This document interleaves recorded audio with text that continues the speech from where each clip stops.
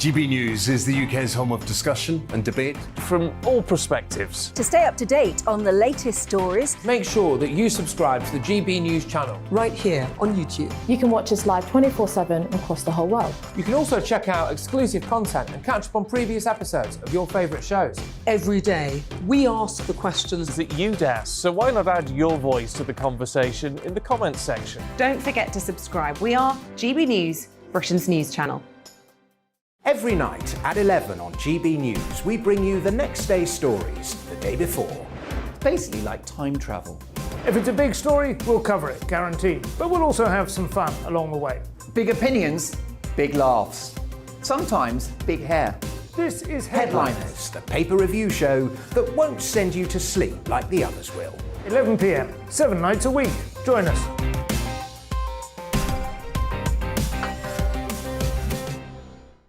Hello there, I'm Eamon Holmes. And I'm Isabel Webster. And we hope you can join us for Breakfast with Eamon and Isabel. You make me laugh out loud, belly laugh. Is that important first thing in the morning? Yeah, absolutely. And there's me trying to be deadly serious.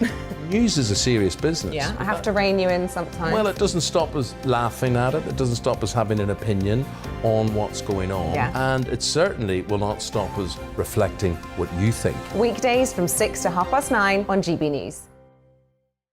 I'm Dan Wootton. Join me Monday to Thursday from 9 to 11 for the feistiest and most fun news debate on TV, where free speech reigns. I'll bring you a sharp take on the day's biggest stories, bombshell newsmaker interviews, and A-list guests. And I guarantee you, no spin, no bias, no censorship, and no reason to go to bed. That's Dan Wootton Tonight, Monday to Thursdays from 9 on GB News.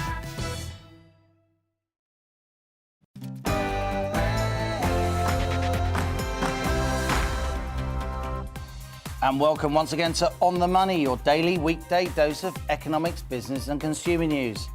I'm Liam Halligan, and for much of the next hour, we'll be talking about one of the biggest stories when it comes to the business of sport, the future of Derby County Football Club. Can one of the grand old names of English football be saved? Can Derby survive its current funding crisis, fight off administration and make it to the end of the season? That's our On the Money football special after the GB News headlines with Rhiannon Jones.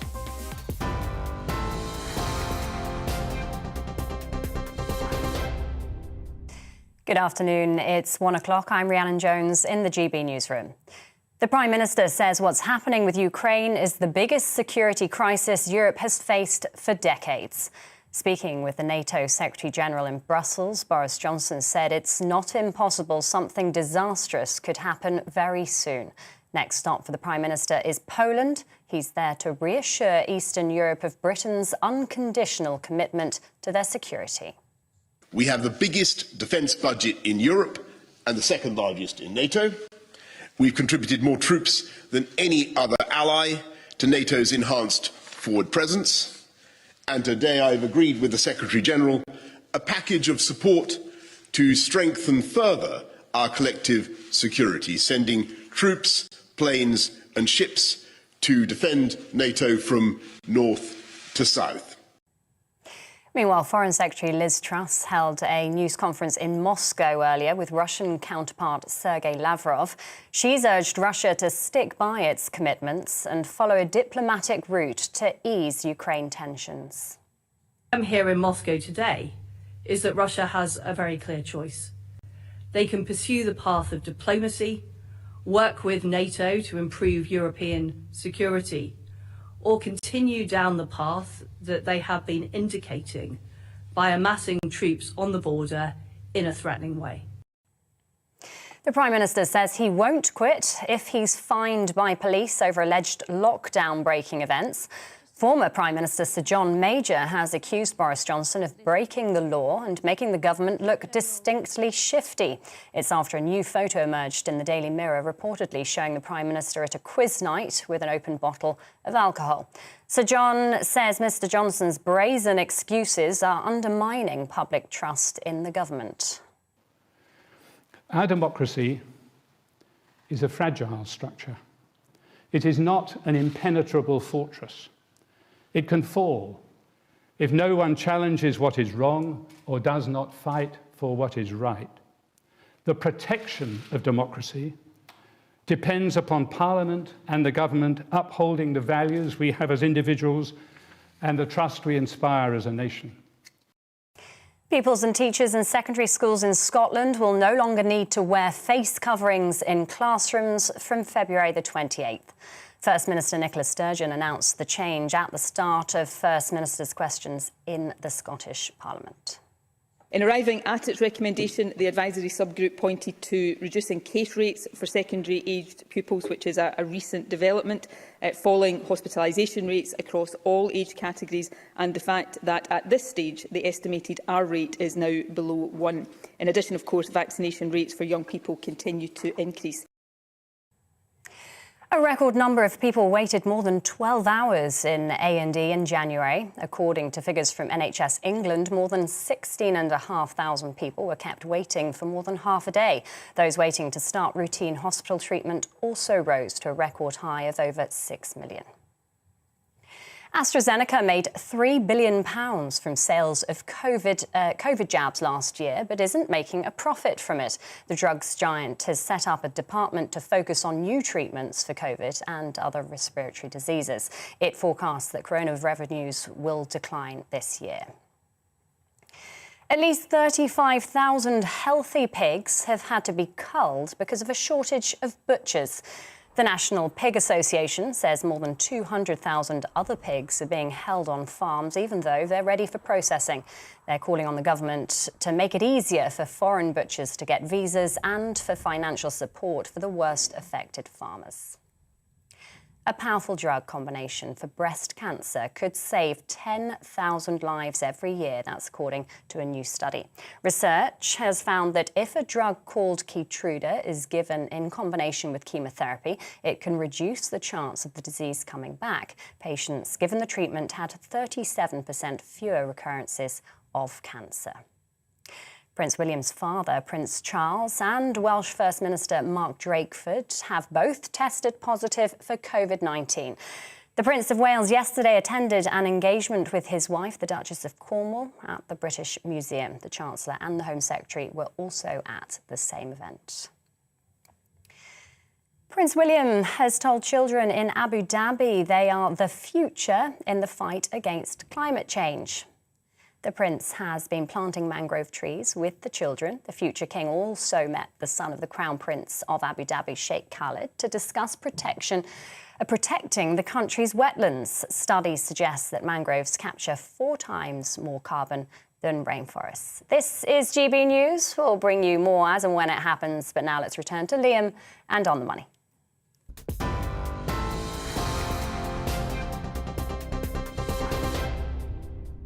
And coming up on The Money today.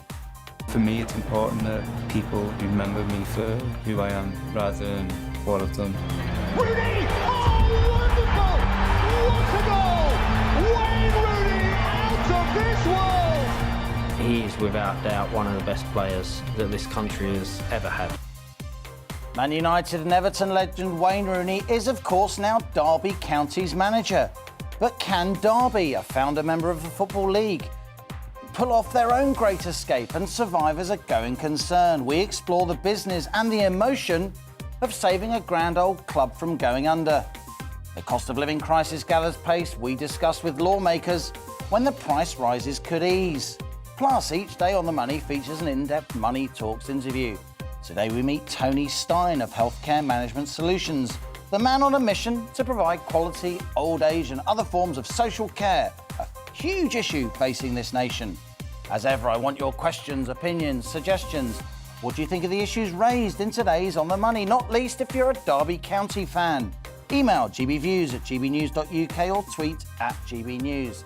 I'll read out some of your messages later in the show. Stay with us. This is GB News on television and on DAB+ digital radio. I'm Liam Halligan. You're On the Money.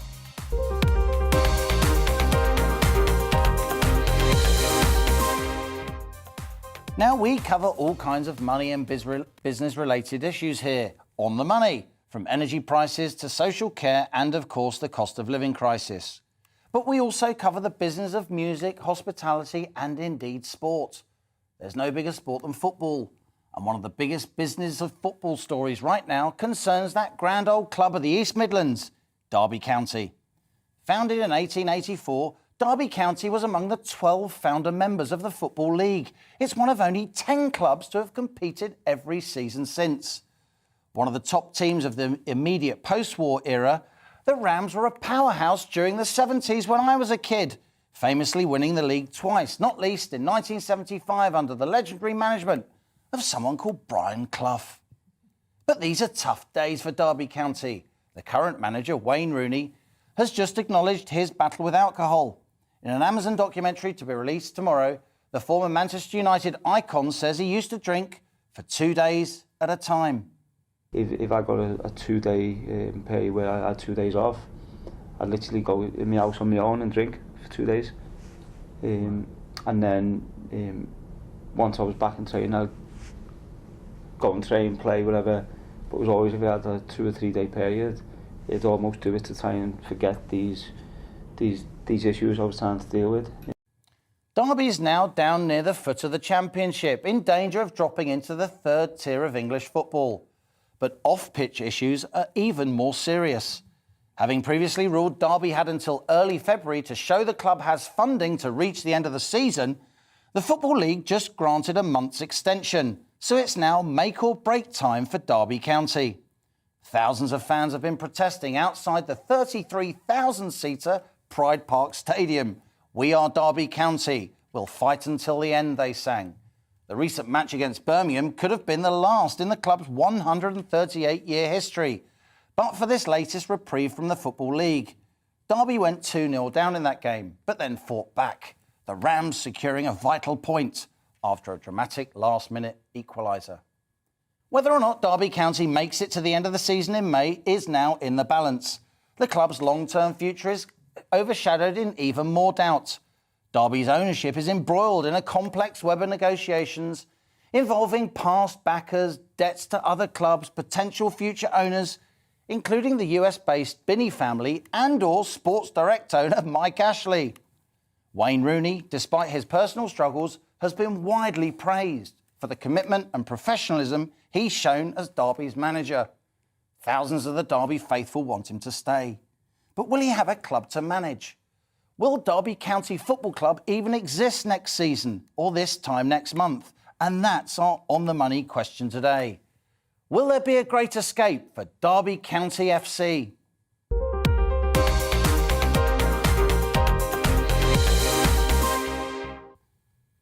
Grown-up discussions with people who really know their stuff as ever here on The Money. We have Tom Greatrix, former Labour frontbencher, now Vice Chair of the Football Supporters Association and on the Football Association Council. Tom, great to have you with us. Andrew Bridgen is a Conservative MP for North West Leicestershire. Many of his constituents are Derby fans, and he's called for the government to help save the club. On The Money regular Jasmine Birtles is here, as is financial analyst Bob Liddon. Welcome both, who's been following the Derby County story closely.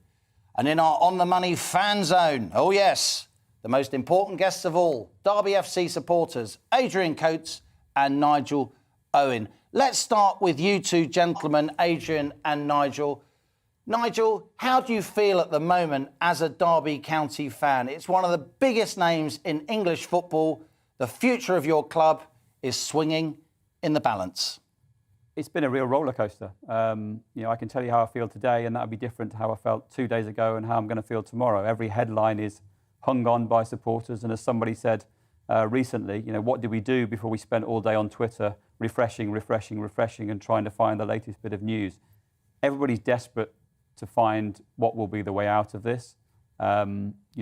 Recently, the issues with Middlesbrough and Wickham and the EFL supporting them looked like it was going to cause a real problem. Now it looks like there might be a way forward with Mel Morris coming forward with his offer last week.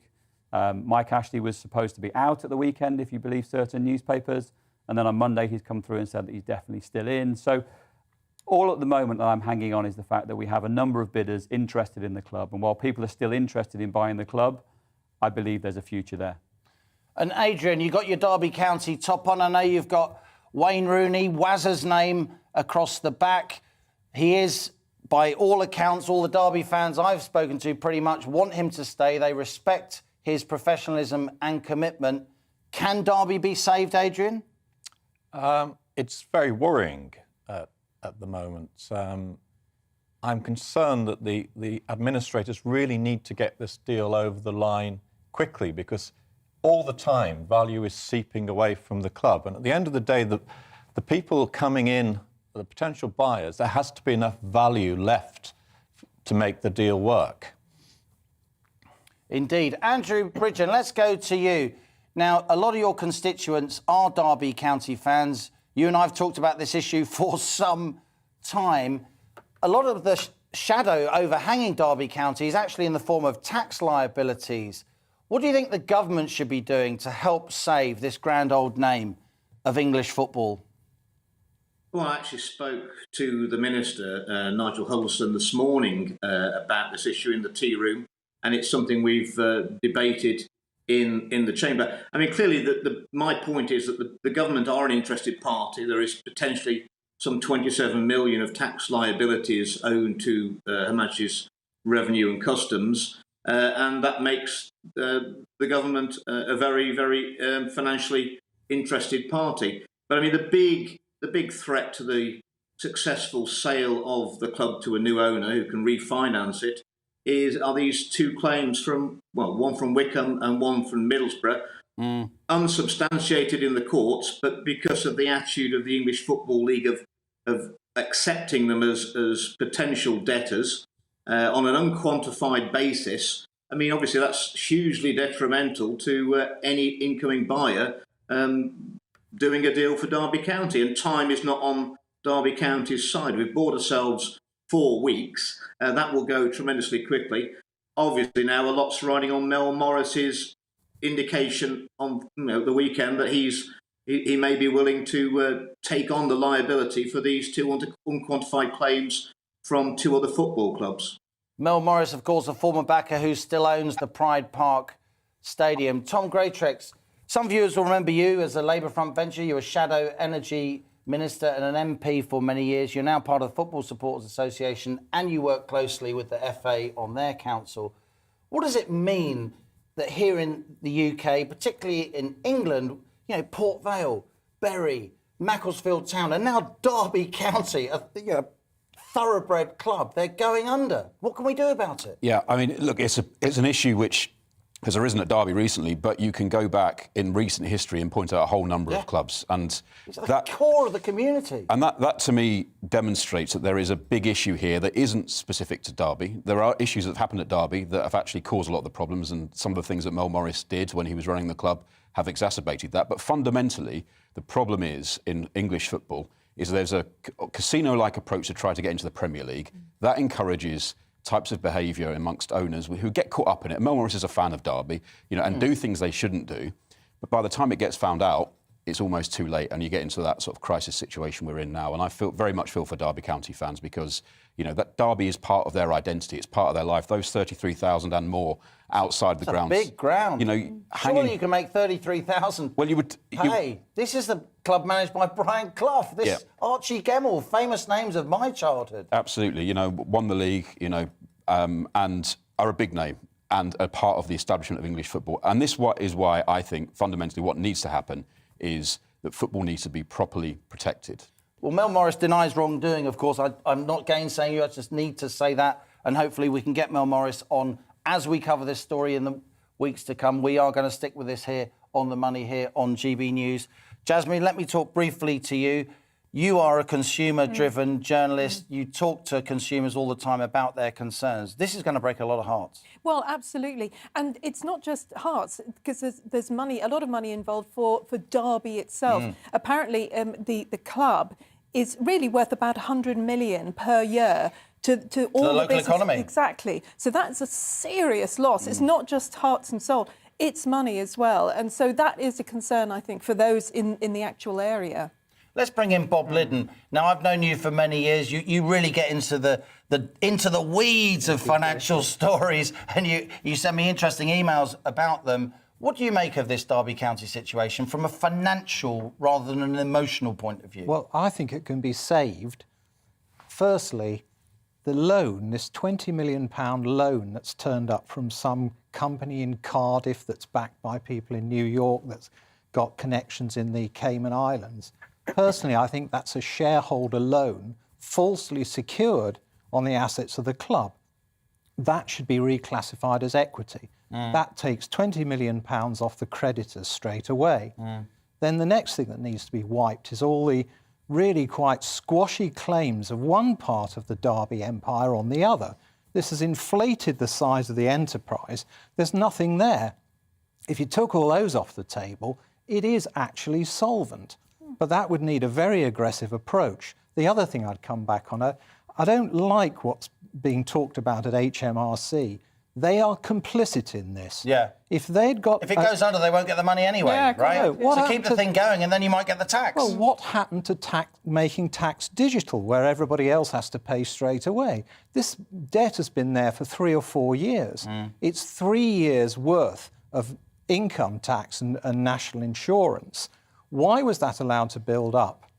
If that had been nipped in the bud 3 or 4 years ago, as our colleagues said, the whole thing could have been nipped in the bud. And they're complicit in this. And we actually need an inquiry. Who else of the Football League, EFL and Premier League are not on tax digital? How much tax do they owe? It's not just a Derby problem. Derby shouldn't be a kind of scapegoat to push that under the carpet. OK, let's go back to the fan zone, if we may. Nigel, you've heard from some of the players involved. Jasmine Birtles, I think, made a really important point. We must never lose sight of this. The importance of Derby County Football Club, not just to people who have followed the club since childhood, like you and Adrian Coates sitting next to you, and so many thousands of other people in Derby and beyond. It's the impact of the club, if this goes under, to morale locally, to the local economy. Yeah, it's huge, and you know it's easy to throw around huge and important words like that, but it really is. You know, it is. If you look at the catchment area, this is not a club that has several others on its doorstep. You know, it is Derby County for a reason. It is the whole county of Derbyshire. Chesterfield fans in the north might argue there's a little enclave up there, but it has a huge catchment area. You know, it pulls in fans from lots of different areas, towns and around Derbyshire. We saw there that the stadium sold out last week against Birmingham with the 32,000 plus people in there. When it was in the Premier League not so long ago, there were 32,000 there every week. The potential for the club is huge. The potential for somebody coming in is huge. Yes, there have been errors made. There have been costs run up. But you would feel that given that there's been a bit of a reset in terms of salaries in football, which is ultimately one of the biggest problems around, that now, post-COVID, people can get that back on a better keel. I'm not sure it's going to be perfect, but on a better keel. And the club can be run in a more sustainable way, which is what we all want. And hopefully it can be a lead for other football clubs to also be run sustainably. And then the wider football community can be hopeful that they don't find themselves in the situation that we at Derby County find ourselves in right now. Adrian, it was that match against Birmingham, Midlands rivals, of course, where your team equalised at the death of the match to get that vital point, 2-2 against Birmingham. That's what really sparked my interest in this story, reading that on the sports pages and thinking about the business issues behind it. What was the atmosphere like among fans when that 2-2 equaliser went in? Well, I wasn't in the ground, but I think it was euphoric. It's almost got to the point where we hope we can actually survive, despite all the damage that the English Football League has done to our prospects. It looks as if we might just be able to survive. There's 4 clubs down there, and clearly Derby are the form club of the 4. That's assuming that Wayne doesn't lose more players, or the English Football League imposes yet more fines and obstacles to getting a solution to Derby. I mean, to my mind, to come back to Andrew Bridgen, there is something he can do.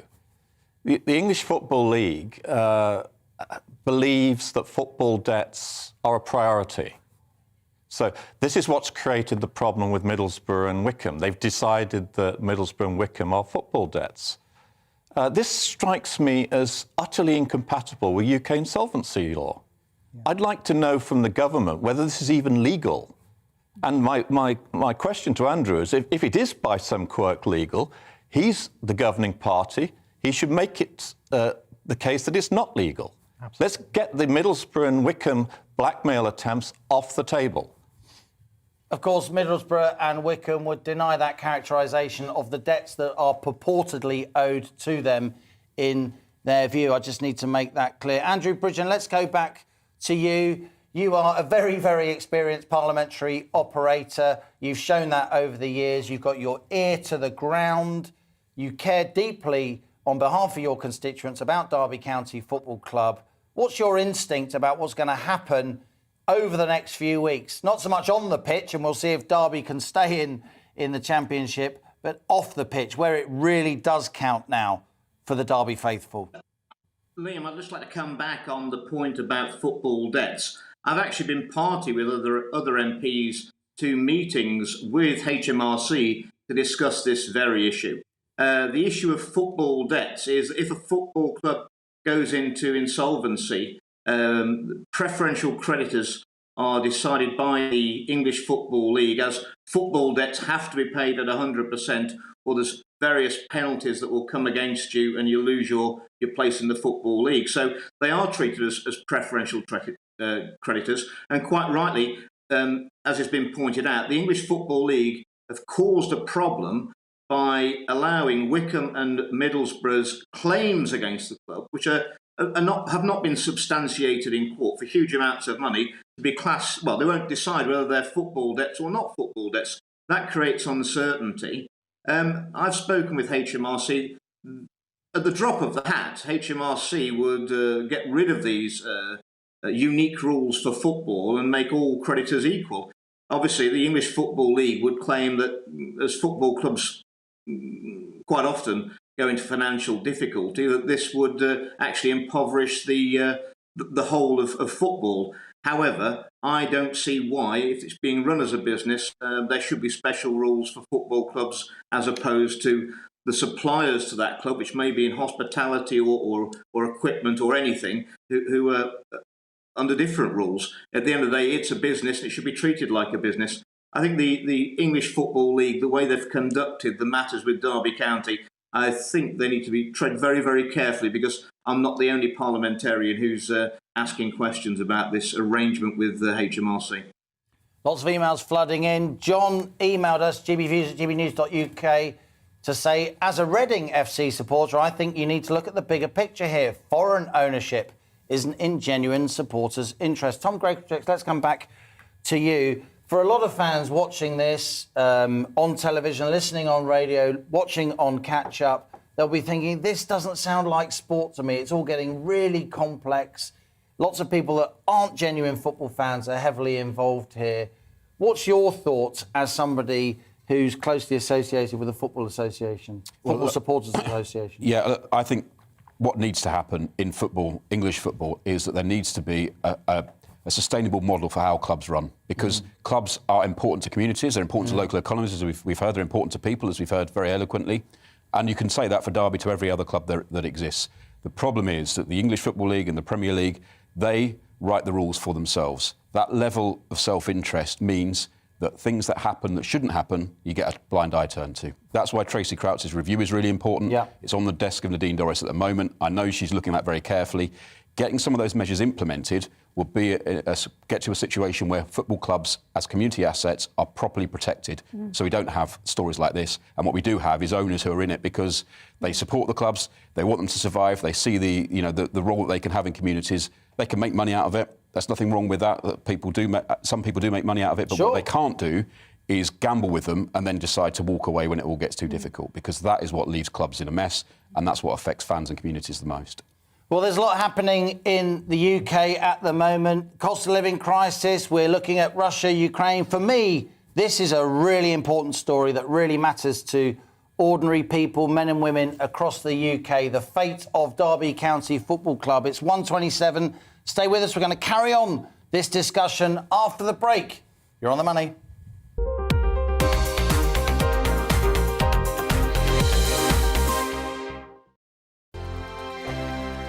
GB News is the UK's home of discussion and debate from all perspectives. To stay up to date on the latest stories, Make sure that you subscribe to the GB News channel right here on YouTube. You can watch us live 24/7 across the whole world. You can also check out exclusive content and catch up on previous episodes of your favourite shows. Every day, we ask the questions that you'd ask, so why not add your voice to the conversation in the comments section? Don't forget to subscribe. We are GB News, Britain's news channel. Every night at 11 on GB News, we bring you the next day's stories the day before. Basically like time travel. If it's a big story, we'll cover it, guaranteed. But we'll also have some fun along the way. Big opinions, big laughs. Sometimes big hair. This is Headliners, the paper review show that won't send you to sleep like the others will. 11 p.m, 7 nights a week. Join us.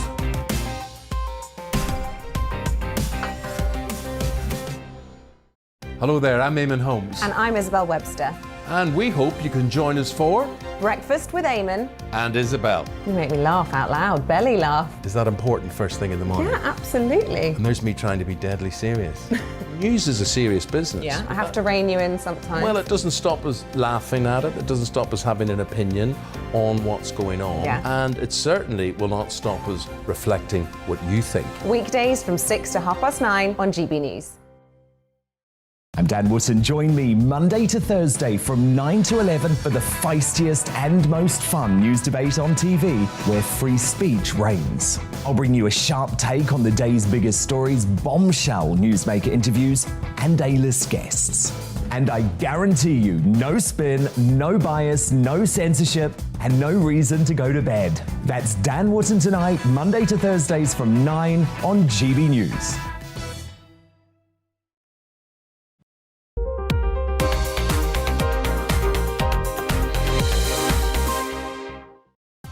Welcome back. It's 1:29. You're on the money with me, Liam Halligan, here on GB News TV and DAB Plus Digital Radio.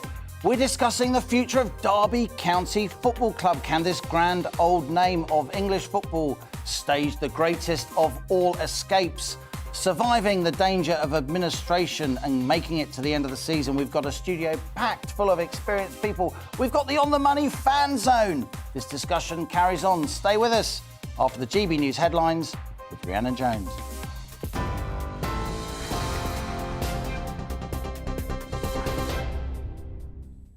It's 1:30. I'm Rhiannon Jones in the GB Newsroom. The Prime Minister is in Warsaw to discuss the crisis in Ukraine with his Polish counterpart. It follows talks earlier in Brussels with the head of NATO. Boris Johnson described what's happening with Ukraine as the biggest security crisis Europe has faced for decades. He added that it's not impossible something disastrous could happen very soon. Meanwhile, Foreign Secretary Liz Truss has been holding a news conference in Moscow with Russian counterpart Sergei Lavrov. She's urged Russia to stick by its commitments and follow a diplomatic route to ease Ukraine tensions. Former Prime Minister Sir John Major has accused Boris Johnson of breaking the law and making the government look distinctly shifty. It's after a new photo emerged in the Daily Mirror, reportedly showing the Prime Minister at a quiz night with an open bottle of sparkling wine. The Prime Minister says he won't quit if he's fined by police over alleged lockdown-breaking events. Pupils and teachers in secondary schools in Scotland will no longer need to wear face coverings in classrooms from February the 28th. First Minister Nicola Sturgeon announced the change at the start of First Minister's questions in the Scottish Parliament earlier. At least 35,000 healthy pigs have had to be culled because of a shortage of butchers. The National Pig Association says more than 200,000 other pigs are being held on farms even though they're ready for processing.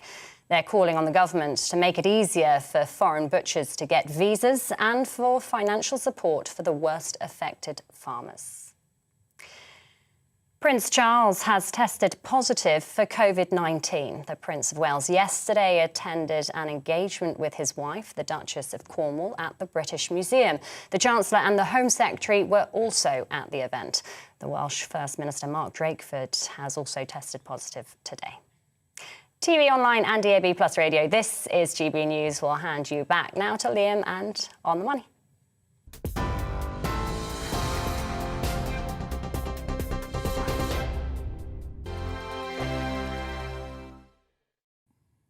Welcome back. You're on the money with me, Liam Halligan. We're discussing the future of Derby County Football Club. And just a last word from everybody here before we end this story for today. Bob Liddon, let's talk to you. It's a complex financial issue. What's your thoughts about what should happen, briefly? Well, I think Derby fans, they need to act in a coordinated manner. They need to try and strike out this 20 million loan.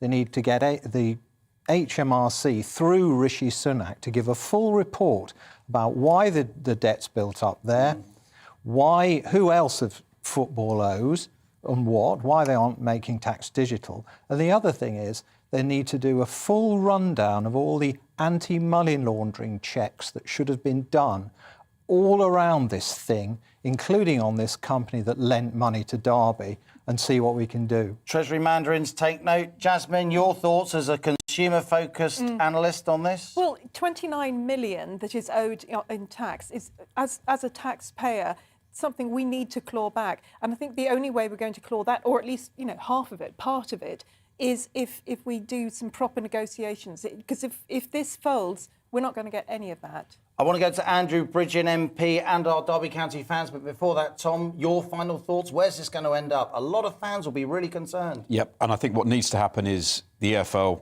the previous owners, the administrators need to get in a room, lock the door until they get it sorted out, because they've got the answers between them. They just need to make sure they focus on saving Derby County. Andrew Bridgen, can you help make that happen? Smoke-filled rooms, a deal being struck to save this club? To come together, but ultimately I think a lot's riding on the previous owner, Mel Morris's assertion that he's going to look after the potential liability of the Wickham and Middlesbrough claims. I think if he'd confirmed that, I think a deal could be done in a week to save the club. And final word, of course, to the most important people in this conversation. Back to our On the Money fan zones. We've got Adrian Coates.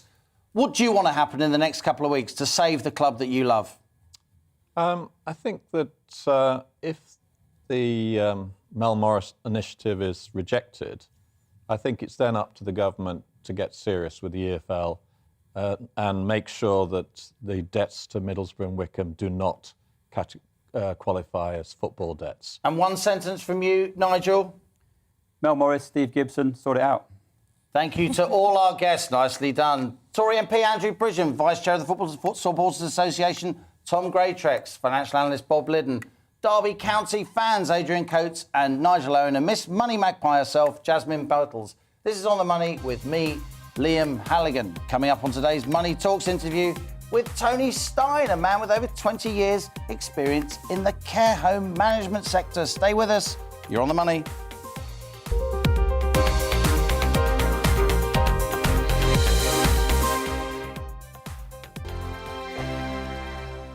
GB News is the UK's home of discussion and debate. From all perspectives. To stay up to date on the latest stories, Make sure that you subscribe to the GB News channel. right here on YouTube. You can watch us live 24/7 across the whole world. You can also check out exclusive content and catch up on previous episodes of your favourite shows. Every day, we ask the questions That you'd ask, so why not add your voice to the conversation in the comments section? Don't forget to subscribe. We are GB News, Britain's news channel. Every night at 11 on GB News, we bring you the next day's stories the day before. It's basically like time travel. If it's a big story, we'll cover it, guaranteed. But we'll also have some fun along the way. Big opinions, big laughs. Sometimes big hair. This is Headliners, the paper review show that won't send you to sleep like the others will. 11 p.m, 7 nights a week. Join us.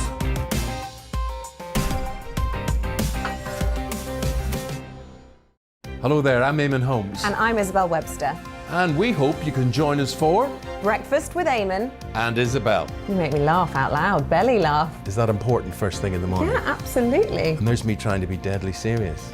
News is a serious business. Yeah, I have to rein you in sometimes. Well, it doesn't stop us laughing at it. It doesn't stop us having an opinion on what's going on. Yeah. And it certainly will not stop us reflecting what you think. Weekdays from 6 to 9:30 on GB News. I'm Dan Wootton. Join me Monday to Thursday from 9 to 11 for the feistiest and most fun news debate on TV, where free speech reigns. I'll bring you a sharp take on the day's biggest stories, bombshell newsmaker interviews, and A-list guests. And I guarantee you, no spin, no bias, no censorship, and no reason to go to bed. That's Dan Wootton Tonight, Monday to Thursdays from 9 on GB News.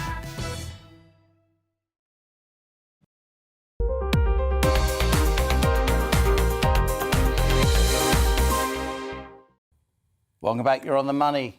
Now, as the cost of living crisis deepens with rising energy bills and inflation making it harder to make ends meet, there's no sign of price pressures easing.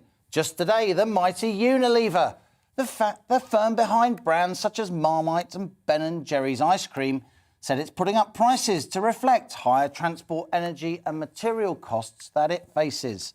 This comes after supermarket giant Tesco said food price inflation will reach 5% by April, just as that household energy price cap spikes by 54%, raising, of course, household utility bills.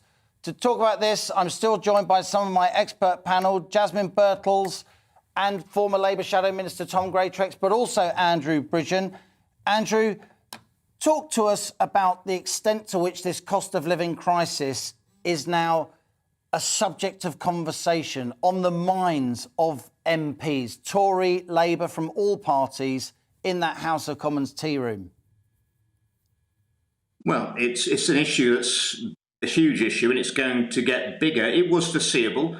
A worldwide pandemic where countries around the world have printed money to support their economies and businesses, and that's gone into the system.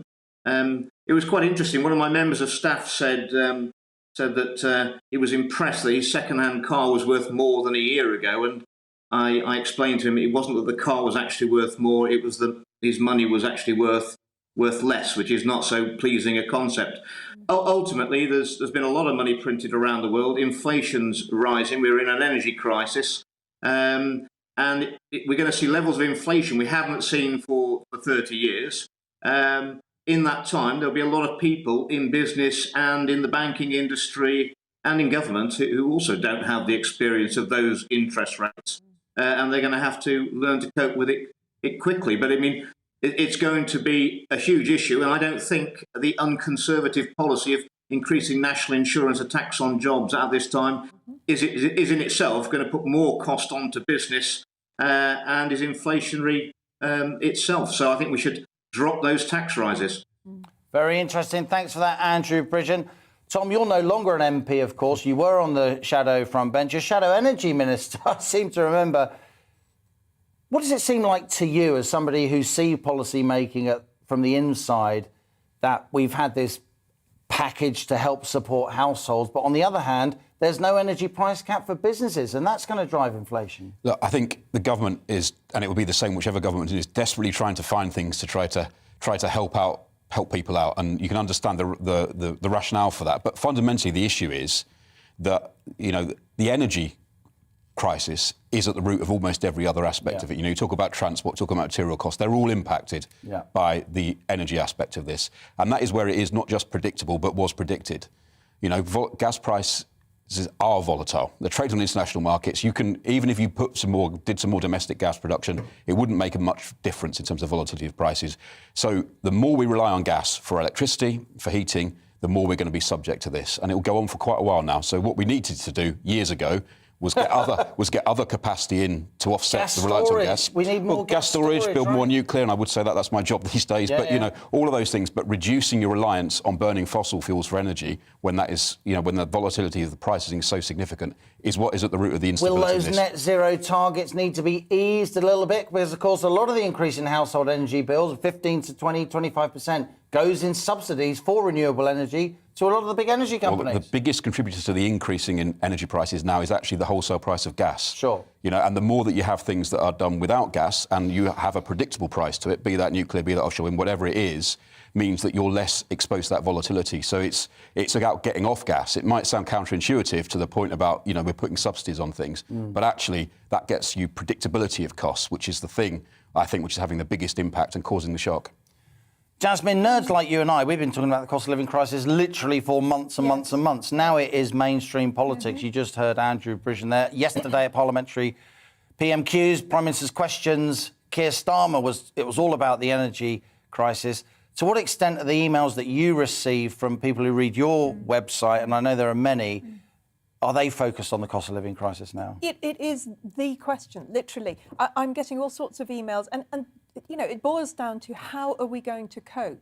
Particularly with families, they're not sure how they're going to be able to pay for their energy and food because prices are going up. And, you know, we did hear last year from central bankers, not just ours, but other central bankers, that, yeah, there's going to be a bit of inflation, but it'll be finished by the spring. No, it won't. It was quite obvious that it wouldn't. And that's particularly because of the insane amount of money printing that, you know, as Andrew was talking about. And frankly, I think we're going to have to see really high interest rates ultimately. I know. Yeah. You know, there's going to be a lot of pain. To squeeze the inflation out of the system, as happened in the 80s, right? Exactly. We remember that. Exactly. 21%, you know, at one point. It's going to have to be much higher than the government's wanting to put it to. I know, and, you know, understandably, but I don't see another way. And as Shadow Energy Minister, Tom, we can say, you know, rightly, it's not your fault. But you were knocking around in Parliament from 2010 onwards, taking part in these energy debates. What is it that makes it so difficult for the British policy-making establishment to take long-term decisions? Because as somebody looking on for many years, we seem incapable of thinking about anything. Oh, let's get rid of this gas storage facility off the Yorkshire coast at Rough. Maybe we need some more gas storage facilities. Oh, no, we don't need to build any, it will be fine. We don't need to build lots more nuclear power stations. Why are we so short-termist in this country? I mean, I think it's a real issue. It's the reason why the National Infrastructure Commission was set up. It's unfortunately been a pretty poor body, actually, in execution. But the idea was sound because whether it's Andrew, whether it's me, people in politics are there for a relatively short period of time. Things like big power stations, things like gas storage facilities, they last, and the value you get from it is generations and generations.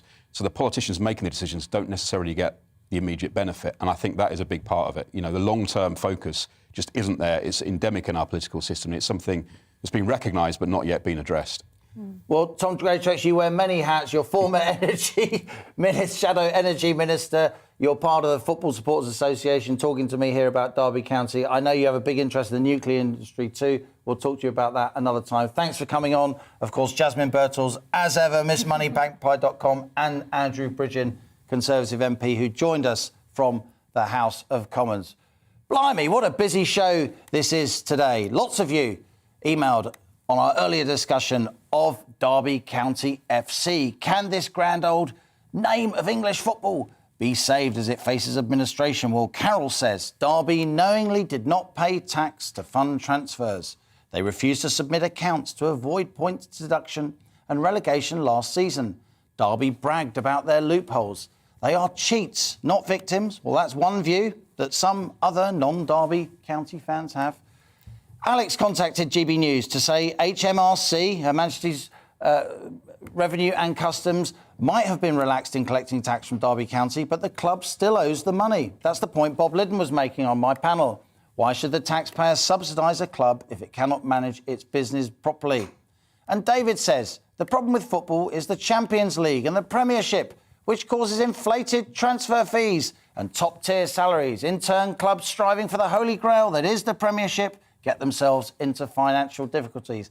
Keep your emails coming. Tell me what you want to be discussed on the show. I can tell you now that we will carry on focusing on this question of the future of Derby County FC and indeed other football clubs in the Football League that are fighting for their survival. Because if it matters to you, it matters to us.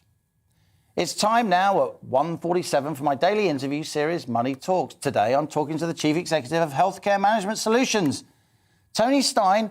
As most of us know, COVID has had a huge impact on the care sector, with around 40,000 care home residents dying, unfortunately, between 2020 and 2021.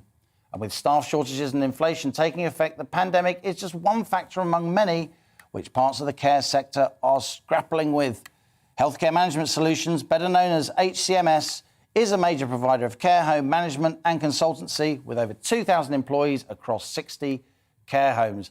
The policy debate on social care is hotting up, and here's Tony Stein of Healthcare Management Solutions, our latest guest on Money Talks.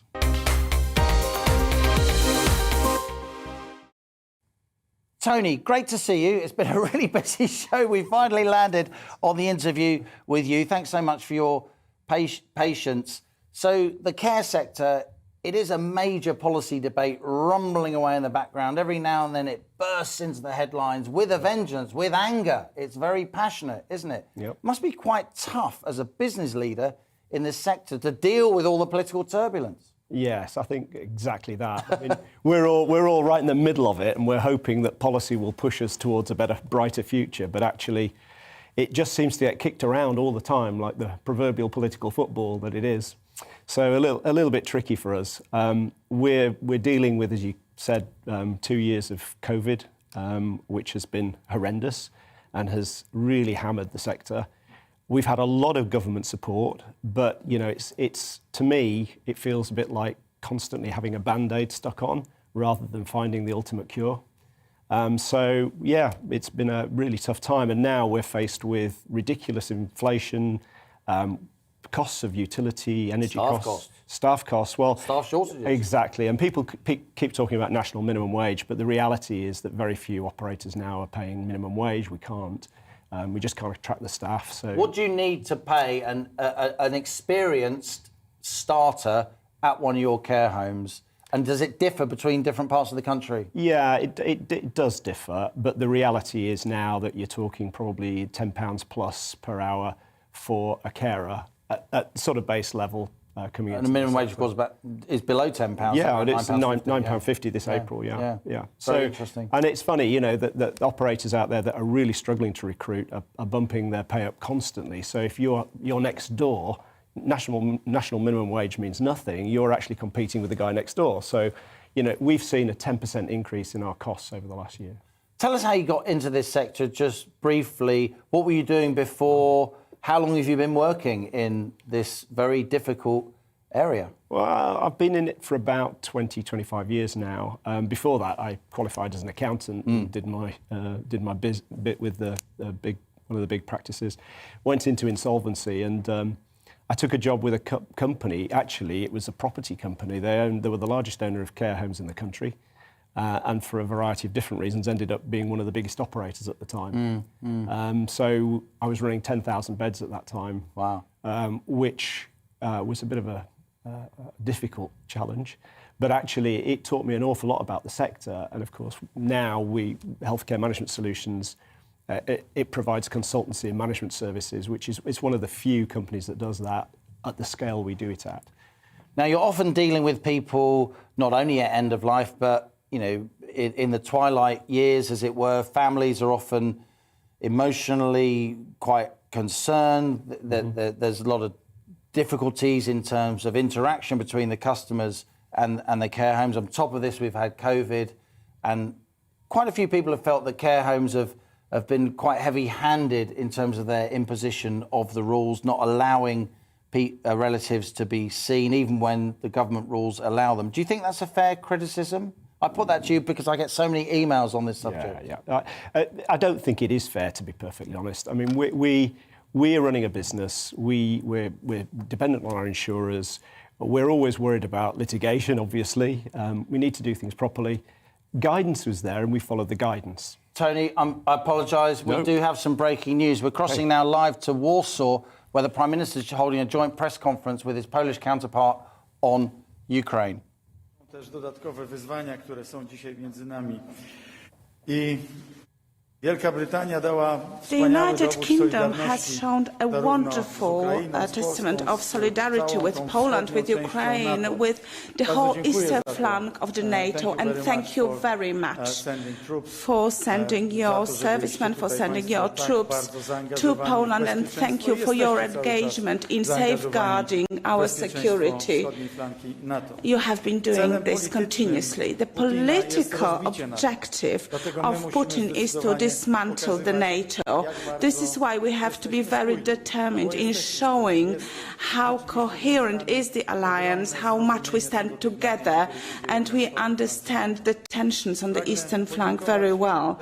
We have to show that. I would like to thank the Polish and British soldiers, the Polish and the British troops. We will see them together with Prime Minister Boris Johnson soon, and we are in constant contact with our soldiers, in constant contact with one another as well, where an imperial policy is a guiding principle. Anything can become an instrument of aggression. It can be a gas pipeline, a migrant flow, or the internet. And as regards Nord Stream 2, I would like to appeal to our German allies. You have to announce as soon as possible that this gas pipeline should not be used as blackmail. We have seen what is happening. We are being blackmailed, and cyber attacks are also used as a weapon in hybrid attacks against us. Russia is presenting an alternative for us, saying that either we have a safe Ukraine or peace in the West.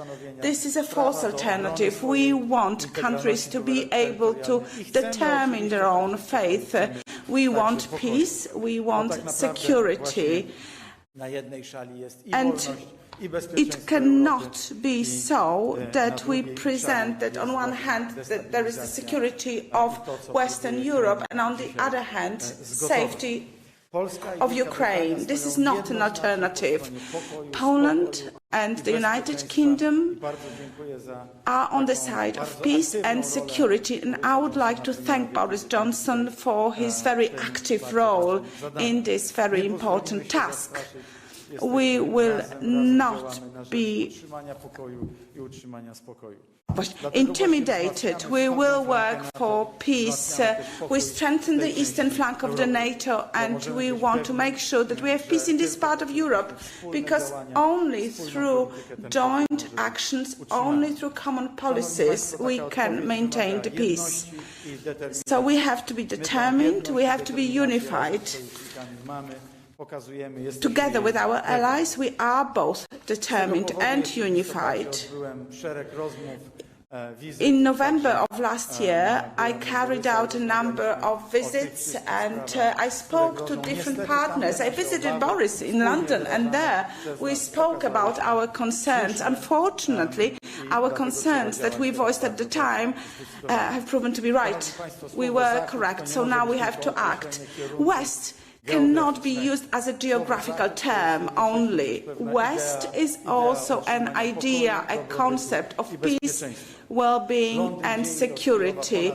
London and Kiev are 2,000 kilometers apart, and the very fact that London and Kiev are working together and London is active on the eastern flank of the NATO is the best proof how important transatlantic relations are for the United Kingdom and for Poland. We want to build bridges in our relations with Russia, but we have to make sure that peace is the foundation for these bridges to be built. Many politicians in Europe have suddenly been woken up from their geopolitical nap, and we were not napping, not myself and Boris. We were aware of the fact that there are threats that are very, very apparent. So now the rest of the world needs to wake up. We need to confront not just the external enemies, but also our own mistakes, our own errors. We are here together, we speak with one voice in order to make sure that we all wake up and we all speak with one voice, that we need peace, security and freedom. Thank you. And now the Prime Minister of the United Kingdom, Mr. Boris Johnson, will take the floor. Thank you very much. Well, dzień dobry everybody, and it's great to be back in Warsaw. Thank you again, Mateusz, for your characteristically warm welcome. And the reason I'm here is because Poland is absolutely critical to our collective European security. And the lesson of the last 100 years is that when Poland is threatened with instability or aggression on the borders of Poland, then we are all threatened and we're all affected. And I just want to be absolutely clear, when Poland is threatened, then the UK stands ready to help, as indeed Poland has always stood ready to help the United Kingdom. And so I'm very pleased again to have had the chance to talk to you, Mateusz. You're absolutely right in what you said. Much of what we talked about in November has come to pass. And that's why earlier today the UK's 45 Commando unit touched down in Poland, and those 350 troops join the 150 British troops who arrived here in December in response to instability on the Belarusian border, and the 150 British troops who contribute to NATO's enhanced forward presence, and they're standing shoulder to shoulder with our Polish counterparts to bring stability and security not just to Poland but to Europe and indeed I would say to the world. I've just come from seeing Jens Stoltenberg in NATO, where the message I've given, and the one that the UK has been giving to all our counterparts, is that we need to work together now to achieve de-escalation, to persuade Vladimir Putin to de-escalate and to disengage. And as we tirelessly pursue the path of diplomacy to bring an end to the tensions on Ukrainian borders, it's important to remember why we're doing this and why we're putting together this package of sanctions against a possible invasion, why we're doing so much to support and protect Ukraine. And it's exactly as Mateusz has just said, we won't accept, Poland and the UK won't accept a world in which a powerful neighbour can bully or attack their neighbours. And we won't accept it because we believe all people, no matter where they are born, have a right to live safely and choose who governs them and to decide what organisations they aspire to have membership of, or indeed what bodies they want to cease being members of. And we will not compromise on that principle. It's now more than 80 years, Mateusz, since Polish pilots came to my own constituency of Uxbridge and South Ruislip in West London to help my country in our fight for freedom. And we stood side by side to uphold our values and our principles then, and we stand side by side today. Thank you all very much. Dziękuję. Bardzo dziękuję, panie premierze. Szanowni państwo, na tym kończymy dzisiejsze spotkanie. Well, thank you very much, both prime ministers. This concludes our press briefing. Thank you very much for your attention. Well, that was Boris Johnson giving a press conference with the leader of Poland. I'm joined now by GB News Home and Security Editor Mark Wright. Mark, what do you take from that press conference? Well, this is a two-pronged strategy. What you've got is the Prime Minister who was first in Brussels meeting with the General Secretary of NATO, Jens Stoltenberg, now, of course, in Poland, and very shortly he's heading off to meet British troops in Poland. In addition to that, you have the diplomatic arm of this offensive in the form of the Foreign Secretary, Liz Truss, who is in Moscow at the moment.